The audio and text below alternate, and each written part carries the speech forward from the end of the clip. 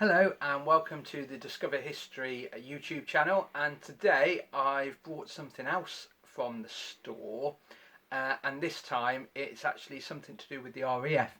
Most people that know me, you will know that most of the portrayals that I do for the military side of things is set about the army mainly. However, a lot of people don't realise I also cover the Royal Navy, the senior service as it's often referred, and also the Royal Air Force. So today I thought I'll bring something different, not an army thing or anything like that.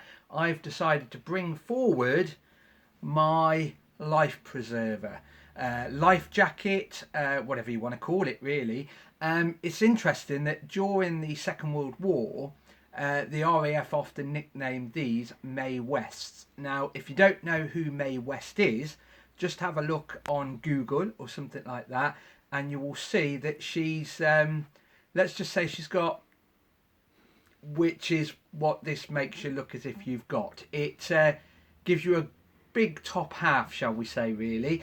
So today I've got my RAF Mae West, or RAF Life Preserver waistcoat, whatever you want to call it, and this is the second type of Mae West that the RAF had. In 1932, and this is including the Battle of Britain, the RAF life jackets were actually a sea green colour. And the problem with those life jackets is the fact that when downed aircrew, especially during the Battle of Britain, ended up in the English Channel, the problem is RAF crew were very difficult to spot. So with just your head floating above the water with this life jacket on, same colour as the sea, you're looking for a tiny flesh coloured head bobbing above the waves really. So by 1941 this type of life jacket came out, and this is the 1941 life jacket, and straight away they went for a different colour. So this rubberized cloth is actually in a yellow colour. In the Battle of Britain, some RAF did paint their greeny coloured life jackets with yellow paint. However, now in 1941 onwards, these life jackets are specifically yellow to make them really obvious. People often think, well, that's a bit odd, especially with an army background of mine. I always think that people need to be more concealed. But the thing is, when you're out in the sea, and this is what this is for really, for downed aircrew, you need to be seen to be able to be picked up. So they were yellow. Now, I'll give you a little guided tour because they have put a lot of thought into this life jacket. The early ones really didn't have any survival equipment on, whereas these do. So we'll make our way around this life jacket, and you will see by the end of this how much safety equipment they've got. So this yellow rubberized waistcoat, first of all, has inside it something known as Kapok, which is basically a cotton fibre, which actually gives this comfort and actually gives it quite a bit of buoyancy before you do anything else with it, because inside here as well you've also got a bladder, and this bladder can be inflated using the self-inflation tube. So you literally blow on it to inflate it again to make it even more buoyant.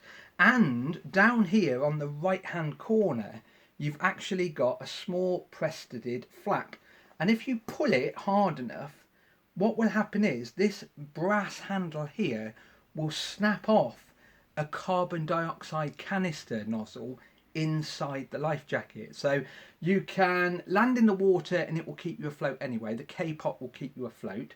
You can self-inflate it with the tube here, or by pulling this down really quickly, breaks the seal as such really on the CO2 container, and therefore fills this bladder much quicker to keep you definitely buoyant whilst you're floating in the sea. So that's the first safety feature that we've got on here, but it's not the only one. When you're in the sea, it's also quite important when the lifeboat is nearby to blow on a whistle. Now, aircrew usually had a metal whistle on their collar anyway, pushed through the hooking eyes on the throat there. However, metal whistles in the middle of winter in the English Channel, in the Atlantic, or wherever the RAF had fallen into the sea, what can happen then is when you put a metal whistle to your lips, it can actually stick to your lips, and when you try and pull it away, it will damage your lips. So aircrew got a Bakelite one that fitted in the little holder on the life jacket. So far we've got the CO2 container, we've got the inflation tube, the actual waistcoat itself, and I will add there are grab handles all over this thing so you can be hauled out of the sea, and then you've also got your whistle. Now there is a little pocket on the left hand side of the jacket, and this contains a little hat. Now I don't know if you want me to fashion this for you. I will put it on for a small amount of time. Very much like the surfers in the 1930s America, shall we say, or Australia.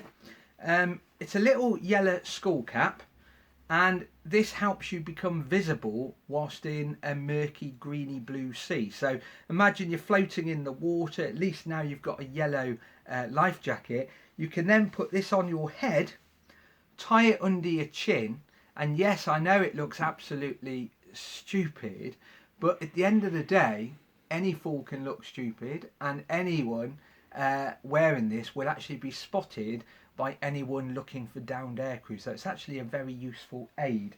So as I said, there's quite a bit of survival equipment on this, and we haven't finished yet. 1941 life jackets are actually very, very good. There's a lot of equipment on there. So we turn round now to the back part, and we have down here a toggle. This was to enable you to literally attach yourself to the dinghy that was also dropped by the aircraft, if you're lucky, or a dinghy in the area.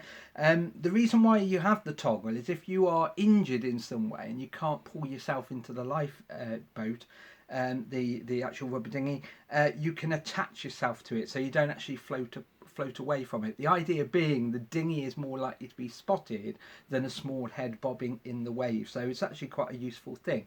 But then at the back here we have a block. That block is held in a long pouch which has actually been stitched in by myself, being aircrew. It's been stitched in, and just outside the end here are two ribbons that are attached to that pack inside. And the idea is when you pull this really, really hard, it doesn't just open the pouch and the stitching that I've put on it, it actually opens what's called a dye pack. And in the water around the aircrew you will have this large yellow staining. Very much, let's just say if someone goes to the toilet in a swimming pool idea. And the idea is you will be also spotted from the air because there will be a large yellow oil slick next to you. So it's actually a very important thing also.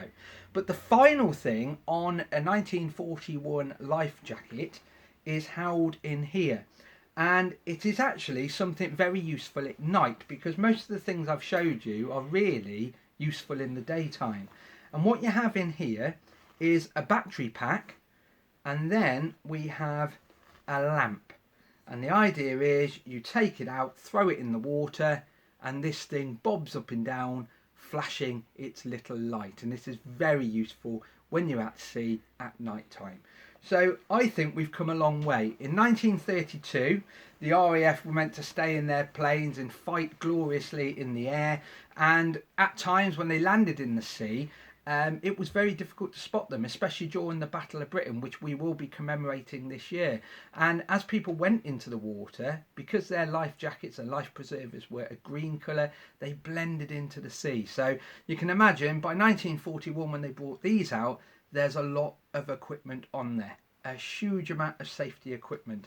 And even today, life preservers are worn, life jackets are worn, and they have a lot of containers, a lot of pouches in there to keep aircrew alive when they're downed in the sea.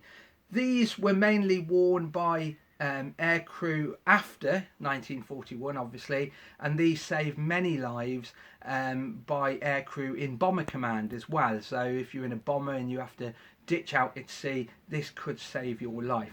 This one is not an original one. The original ones are often too delicate to wear now, but this one is an exact replica made of the same fabric and everything. It's even got a little label in it to make it look extra special, but the items in it, for example the hat, the whistle, the torch, the lamp I should say, and all the other bits and pieces are actually original, and this enables us to talk about aircrew, talk about the RAF, just like all the other ages that we cover. It allows us to show people and let them handle a piece of history without actually damaging it.